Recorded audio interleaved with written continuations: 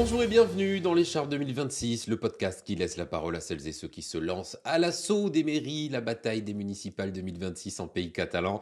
Maire candidat à sa propre réélection, nouveau candidat qui décide de s'engager pour sa commune, l'Écharpe 2026, leur laisse la parole en toute impartialité. On s'intéresse ici au profil, au projet. Et aujourd'hui, on a le plaisir de recevoir Marc Petit. Il est maire sortant et candidat à Cléra avec sa liste. Continuons à construire ensemble l'avenir de Cléra. Bonjour Marc. Bonjour Loïc, merci pour votre accueil en tout cas, Avec et plaisir. plaisir d'être ici avec vous. Eh bien, on va parler de vous, on va parler de votre projet, de votre profil, et avant ça, de Cléra. Qu'est-ce qui vous attache à cette ville? Alors ce qui m'attache à Cléra, en fait, j'ai découvert Cléra tout simplement en faisant du vélo avec mes collègues et je suis tombé sur un petit village qui était de taille humaine, sympathique, où franchement je trouvais qu'on était très bien et on était très bien placé géographiquement parce que près de tout, près de la mer, près de l'autoroute, près de Perpignan. Et je me suis dit, tiens, je vais essayer. J'ai d'abord commencé à être, comment dire, à m'inscrire dans un club de vélo qu'il y avait à Cléra. Et je me suis fait très rapidement des amis et franchement, la tâche et les relations humaines que j'ai pu avoir avec les personnes que j'ai eu le plaisir de côtoyer, bah, ça m'a fait aimer Cléra et ses habitants. Tout a commencé à vélo, en fait, hein. Tout à fait, tout a Bon, commencé à vélo. c'est une histoire qui roule, donc. Tout l'affaire qui roule, tout à fait. L'endroit que vous montreriez à Cléra en tout premier lieu à des personnes qui arrivent et qui ne connaissent pas le village. L'endroit. Bah écoutez, je vais vous dire un petit peu ce que je fais parce que on a un village qui est assez atypique, qui est très étendu. Et à chaque fois que je dois faire découvrir notre beau village, je les emmène un petit peu en pleine nature, juste quelques mètres après ma maison. Et là, je dis, regardez, on a le bonheur de vivre dans une vraie carte postale. À gauche, vous avez bien sûr le campanile avec le clocher de l'église. En face, nous avons les Alberts. Après, nous avons le Canigou. Nous avons les Corbières. Nous avons nos moulins. Et nous sommes ici sur notre terroir. Parce qu'il faut savoir que je ne suis pas natif, bien sûr, du pays catalan. Je viens d'une autre région. Et j'ai redécouvert le goût du fruit, le goût de la nature et le goût du, on va dire, du bien-être. Du bien-être. Et c'est vrai qu'on a un spot à Cléra qui est quand même juste magique et juste merveilleux. C'est vrai que dès qu'on fait quelques mètres, dès qu'on sort un peu du village, déjà lorsqu'on se balade dans le village, on s'y sent très bien, mais dès qu'on va sortir du village, effectivement, on se trouve dans un spot nature qui est juste merveilleux et idyllique. Vous êtes maire depuis 2020. Tout à fait. On va maintenant enlever l'écharpe pour essayer de connaître qui est Marc Petit lorsque c'est pas l'homme de la mairie. Alors, si je dois me définir, bah, je dirais qu'avant tout, je suis authentique, pragmatique. J'aime le contact, j'aime les gens parce que je crois, la première qualité pour être maire, il faut véritablement aimer les gens. Si on n'aime pas les gens, ce n'est pas la peine. J'estime que ce n'est pas une fonction qui nous va bien. Il faut aller vers les gens, il faut être à l'écoute. Je suis un homme transparent, je suis un homme droit, honnête. J'insiste grossièrement sur le côté honnête. Je ne me suis pas mis dans un mandat, comment dire, politique pour essayer d'avoir quelques arrangements personnels, mais uniquement pour le bien-être de ses habitants. J'aime profondément faire plaisir, j'aime profondément faire avancer des dossiers. Je suis un gros travailleur. Et après, ben, ouvert, discussion, transparence. Moi, j'aime bien enfin, dire ce que je vais faire et faire ce que je dis. Et ce qui est quand même important, parce que aujourd'hui, je crois qu'il faut redonner confiance aux personnes, à la politique. Aujourd'hui, beaucoup de personnes se détournent, ne vont plus voter, parce que justement, on a beaucoup de personnes qui prennent un programme qui est long comme le bras, alors qu'il n'est pas réalisable. Et je dirais que peut-être ce qui me figure en tout, c'est le bon sens. Le bon sens et l'anticipation et aller voir vers l'avenir. Il y a eu un déclic, ce moment où vous vous êtes dit je repars pour un nouveau mandat. Alors oui, il y a eu plusieurs déclics. Déjà, il y a eu le premier déclic, c'est le contact avec les habitants. Lorsque les personnes viennent vous voir d'une façon très spontanée en disant, écoutez, monsieur le maire, ce que vous allez vous représenter, ce que vous avez fait sur votre bilan de 6 ans, c'est juste merveilleux. Alors qu'on a eu un démarrage assez compliqué avec un contrôle de la CRC, la Chambre régionale des comptes, où les finances étaient plus que mauvaises, puisque depuis 2016, nous perdions 200 000 euros par an. Et l'ancienne municipalité avait fait 2 prêts justement pour remettre les comptes en équilibre, ce qui est d'ailleurs complètement illégal. On appelle ça de la cavalerie. Et la CRC nous l'avait relevé. Alors, le déclencheur, effectivement, c'est déjà le contact que je peux avoir avec les administrés, ce contact permanent, cette transparence. Et puis, un mandat, c'est juste trop court pour, effectivement, pour finir nos projets. On a des projets d'envergure, on a une résidence senior qui va sortir de terre. On a beaucoup de projets, je vous ai dit avant que j'aimais le vélo et je faisais du vélo. On va prévoir aussi pour le collège donc 4 kilomètres de pistes cyclables afin que les gens puissent amener soit leurs enfants ou tout simplement pour dire que les collégiens puissent aller donc au collège en voie douce et en sécurisé. Et puis je disais, voilà, il y a encore énormément, beaucoup de travail à faire. Et le déclencheur, c'est véritablement en fait le contact avec les administrés qui vous demandent et qui vous sollicitent effectivement pour repartir afin de finir les projets parce qu'ils ont vu une évolution. J'ai des personnes qui m'ont dit par exemple que j'avais fait rentrer Cléra un petit peu dans le 21e siècle. Et j'ai trouvé ça assez étrange comme comparaison. Et finalité, on me dit, bah, écoutez, vous avez fait ceci, vous avez fait ceci, vous avez apporté beaucoup de choses qui n'existaient pas dans ce village. Beaucoup de dynamique, beaucoup de choix, beaucoup de, comment dire, beaucoup de promotion, ne serait-ce que pour notre agriculture, on fait la fête de l'abricot, on fait, entre autres, samedi, on a les calçottes. Et c'est vrai que je fais découvrir aux nouveaux habitants, en fait, un milieu, une vie où on se sent bien. Et j'insiste bien, un village où il fait bon vivre, mais je vous en parlerai tout à l'heure. On va parler de votre projet, mais avant ça, quel bilan vous tirez de votre propre mandat qui se termine? Bilan difficile, un petit peu comme tous les maires sortants, hein, une fois qu'on discute avec nos chers collègues, c'est un mandat qui a été très compliqué. Je vous rappelle le Covid, les augmentations bien sûr d'électricité, les problématiques qu'on a eues, l'augmentation, les guerres successives qui ont fait bien sûr une augmentation de fonctionnement comme toutes les collectivités de France. Tous nos fonctionnements a augmenté, mais quelque chose quand même de très très raisonné, hein, de très raisonné. Donc on a apporté, par exemple, je me rappelle toujours du premier projet qu'on avait fait, c'était sur notre liste, et on a mis un city-stade à Cléra. Il faut savoir qu'en 2020, à Cléra, il n'y avait pas de city-stade. On a fait après un pump track. Parce qu'à partir du moment où vous faites des activités, où vous donnez en fait des éléments pour que les jeunes puissent s'exprimer, puissent se regrouper, plutôt que d'être toujours sur les réseaux sociaux ou autres, ou dans des jeux d'un espace un petit peu enfermé, on a fait ça et on a créé en fait beaucoup de cohésion et beaucoup de rencontres avec ces jeunes. On a sécurisé aussi l'eau de la ville, donc ça c'est dans mon bilan de 2020 à 2026, sécuriser l'eau de la ville. Ça paraît peut-être incroyable, mais je peux vous dire que si on était resté toujours avec le même forage, aujourd'hui on aurait été en manque d'eau au niveau de Cléra. Là j'ai sécurisé l'eau pour les 20 ans à venir, voire un peu plus. Après des travaux importants, la STEP, la station d'épuration, les travaux ont commencé au mois de décembre 2025. Donc on va sécuriser l'eau au niveau des habitants et on va sécuriser aussi afin qu'ils puissent, lorsqu'ils tirent leur chasse d'eau, ça paraît peut-être un petit peu anodin ce que je dis, mais c'est important parce que c'est pour notre quotidien.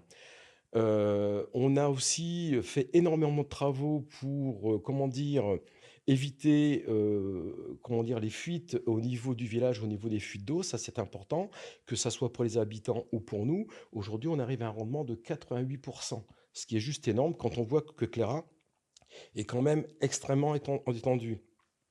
On a fait aussi, avec l'aide aussi de notre communauté de communes, donc Corbière-Salanque Méditerranée, la C3SM, on a fait aussi une extension de la salle polyvalente. Et en fait, on est parti sur un chemin de vie où on souhaite que Cléra n'oublie personne et que chacun y retrouve son compte. On a fait pour les jeunes, on a fait pour les moins jeunes, pour les gens entre 30 et 50 ans, et on fait aussi pour nos anciens, on a fait beaucoup de réflexions au niveau des salles des aînés. Par exemple, à Naudin, en 2020, le président, comment dire, d'un sourire à la vie est venu me voir en me disant, écoutez, monsieur le maire, est-ce qu'on ne pourrait pas avoir une climatisation parce que nos aînés souffrent des chaleurs? On a de plus en plus des épisodes de canicule. Et il dit, ça fait 14 ans que je fais une demande à la mairie, j'en ai pas, et on n'a toujours pas de climatisation. Et ce sont les tout premiers travaux que nous avons fait au niveau de la ville. Voilà un petit peu donc le mandat. On a fait énormément de choses. On a fait un village qui bouge parce que si on veut qu'un village, si on veut que les gens se sentent bien, il faut créer des rencontres. Il faut créer des festivités. Toutes nos festivités sont gratuites. elles sont réalisables parce qu'on a un tissu associatif qui est important et on a énormément de bénévoles. Par exemple, je vous parlais tout à l'heure de la fête de l'abricot, bah, ça revient à 0 francs, à 0 euros, pardon, excusez-moi, je me reprends. À la collectivité, ce ne sont que des bénévoles qui viennent donner un coup de main et bien sûr, et on fait venir nos producteurs. Donc, moi, je suis très attaché pour recréer en fait un lien au niveau de notre ville et recréer des liens de cohésion et recréer des lieux de rencontre où les gens peuvent discuter plutôt que de rester constamment sur un poste de télévision ou autre. Donc, les gens, quand ils reviennent du travail, ben, ils ont des choses à faire à Clara. Ils peuvent amener leur enfant au City Stade, au Pump Track, à l'extension qu'on a fait au niveau de la structure sportive. On a fait aussi la réfection des stades de foot. On a rénové aussi les éclairages des tennis. On essaie de toucher tout le monde. Donc au début, c'est vrai qu'on a vu, on a préféré en fait faire des priorités et donner une accessibilité à nos jeunes afin qu'ils puissent s'exprimer. Mais c'est bien parce que quand vous faites ça pour les jeunes, ça évite qu'ils s'ennuient. Et un jeune, quand il s'ennuie, qu'est-ce qu'il fait? Il fait des bêtises. Et en fait, on a ce qu'on appelle du vandalisme. Et c'est pour ça que ça fait la quatrième année consécutive qu'on réduit les délits et qu'on déduit les délits, je veux dire, au niveau de Clara. Parlons à présent de votre projet, le projet à venir, dans ses grandes lignes et les priorités s'il y en a pour la ville de Clermont. Alors, les priorités, oui. Maintenant, effectivement, que nous avons fait la structure pour la jeunesse, nous allons nous attaquer, et on a déjà commencé en 2025 et en 2024, de refaire les routes. On a des routes qui sont dans un état, je vous assure, pathétique. Mais les routes ne sont pas abîmées uniquement que depuis 2020. Je vais prendre un exemple, on a certains quartiers qui existent depuis les années 60. Depuis les années 60, les habitants n'ont toujours pas de trottoirs qui sont faits. On a par exemple la rue du Ruisseau, où on a des dodanes qui constamment sont sur la route. Et en discutant avec les anciens, je vous disais que moi, j'axe bien sûr mon mandat avec la proximité avec les personnes. Les anciens, je leur dis, mais comment ça se fait que cette route est défoncée? Ah, mais monsieur le maire, ça fait depuis les années 80. Faites le calcul, les années 80, que la route est défoncée. Avant, on avait tous des platanes le long du ruisseau. Et comme les platanes ont été enlevés, bah maintenant que la chaussée est déformée. Et quand on est juste dans l'axe, on voit ça. Donc aujourd'hui, la première priorité qui va être faite pour Cléra, c'est véritablement, et on a commencé par l'avenue de la Salanque, on a commencé par la rue du Roussillon, c'est vraiment redonner des routes et des trottoirs et des voies douces au niveau des, comment dire, des administrés. C'est une réelle demande et il y a un réel besoin qu'on refasse un peu ces travaux. Mais je vous dis, aujourd'hui, on avait la priorité, sécuriser bien sûr l'eau au niveau des habitants, sécuriser au niveau de la station d'épuration, faire des structures pour la jeunesse. Donc pour moi, c'était d'abord ces priorités-là à faire. Et aujourd'hui, on va s'attaquer à tout ce qui est route et trottoir. On se projette? On va se projeter, Fin de aucun problème. mandat. Si vous êtes réélu, quel sera le changement pour vous, Marc Petit, le plus visible pour les habitants de Cléra? Moi, ce que je souhaite, c'est que les gens soient fiers de leur village. Donc il faut que ce village il soit beau. Il faut que ce village pardon, soit végétalisé. Il faut qu'il soit accessible. On va de nouveau recréer des parkings. Je vous en avais pas parlé tout à l'heure, mais on a créé aussi des parkings entre 2020 et 2026. Si vous ne faites pas de parking dans le village, nos parkings, nos business, nos commerces meurent. Des choses aussi importantes, j'aurais pu aussi en parler tout à l'heure, entre 2020 et 2026, c'est près d'une dizaine de dentistes qui sont venus s'installer à Cléra. On a 4 médecins, alors qu'aujourd'hui, vous savez très bien qu'on a une pénurie de médecins et on a quand même des déserts médicaux. À Cléra, on a podologues, on a des kinés, on a énormément de choses. Et c'est aussi également pour toutes ces raisons que Cléra, en 2025, il avait été élu le deuxième village où il fait bon vivre dans les Pyrénées-Orientales. Et en 2026, nous avons été classés premier village où il fait bon vivre. Et bien sûr, ce n'est pas le maire qui décide de ça. C'est une, comment dire, un sondage qui est fait avec l'Opinionway. Et c'est un sondage national. Bien sûr, quand je vous parle de la première place ou la deuxième place que nous avions l'année passée, c'est un sondage qui est fait dans les villes de même strate, de 3005 à 5000 habitants. Donc, se projeter, on a aussi un élément, et les travaux ont commencé aussi également, c'est ce collège. 22 ans qu'on attend ce collège à Cléra. Étant force de proposition, étant aussi conseiller départemental, j'ai pu suivre ce projet, bien sûr, et puis vraiment travailler énormément dessus afin qu'on puisse offrir aux jeunes, toujours pareil, aux jeunes de Cléran, mais aussi aux habitants, Une structure, une institution qui sera importante à Clara et qui va rayonner, bien sûr, ce n'est pas uniquement pour les Clarinhac, c'est pour la Salanque. Ça va desservir le Barcarès, ça va desservir Saint-Hippolyte et alléger, bien sûr, le collège d'aujourd'hui de Saint-Laurent. Donc nos projets aujourd'hui, moi, si je dois comment dire, je vous ai expliqué, hein, moi quand je me projette en tant que maire, je me projette vers l'avenir. Donc aujourd'hui, tout ce que l'on fait, on ne fait pas des choses éphémères. On ne fait pas de choses irréalisables. Je vous ai dit tout à l'heure que c'était véritablement à chaque fois le bon sens qui m'animait, à chaque fois qu'on prenait une décision. Je dis bien qu'on prenait une décision. Ces décisions, on les prend en conseil municipal. J'ai le bonheur aussi d'avoir une équipe qui est soudée, qui aime profondément son village, qui travaille pour son village. Donc aujourd'hui, les projets, on se projette vers l'avenir et on essaie de faire avancer Cléra pour l'avenir. Tous nos projets que l'on fait, par exemple, tout à l'heure je vous parlais des routes et des trottoirs.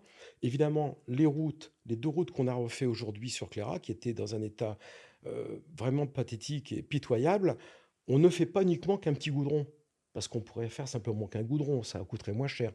Aujourd'hui, nous refaisons également l'intégralité des réseaux, que ce soit les réseaux secs. Aujourd'hui, on n'a plus de fils qui pendent à l'entrée de notre village. Les réseaux, bien sûr, sont enterrés. On refait aussi l'assainissement et on refait aussi le pluvial. Donc, une fois qu'on a fini la route, nous sommes tranquilles et on la sécurise, puisqu'en même temps qu'on fait ça, on fait aussi des plateaux ralentisseurs, parce que une fois que la route est vraiment bien rectiligne et bien propre et bien droite, on a toujours un peu tendance à appuyer sur le champignon et accélérer. Et donc, ce qui apporte une dangerosité, bien sûr, pour les administrés. Donc, on essaie de penser, bien sûr, sur du long terme. Marc Petit, avant de se quitter, le mot de la fin, 20 secondes pour vous adresser à celles et ceux qui voteront peut-être pour vous les 15 et 22 mars prochains, 20 secondes face à votre caméra, elle est juste ici. Alors, face à la caméra, bah, écoutez, cher Claraninck, moi, je vais simplement vous exprimer le plaisir que j'ai eu de travailler pour vous et de travailler pour Cléra. Je crois que vous avez pu voir en 6 ans, et vous êtes nombreux à me le dire, le changement. Et ce bénéfice, c'est vous qui en profitez chaque jour. Et nous allons continuer encore pour votre bien-être et faisons en sorte tous ensemble, effectivement, pour qu'on soit de nouveau classé première ville, premier village où il fait bon vivre dans les Pyrénées-Orientales. Et je vous dis à bientôt et je vous remercie encore pour votre confiance. Merci beaucoup Marc Petit. Merci à vous. Avec plaisir. Vous voulez prendre la parole également sur ce plateau, n'hésitez pas à nous contacter. Ici, la parole est libre, l'accès est libre et il est gratuit et neutre. Et surtout, je vous le répète à chaque fois, n'oubliez pas de vous abonner à la chaîne YouTube Plateau Média, puis tous nos réseaux, hein, tant qu'à y être, en Facebook, Instagram. Et tant que vous êtes sur YouTube, vous activez aussi la cloche, voilà, pour ne manquer aucun futur entretien avec les acteurs des municipales 2026 autour de chez vous, dans les Pyrénées-Orientales. À très bientôt pour un nouvel épisode de l'Écharpe 2026. Salut!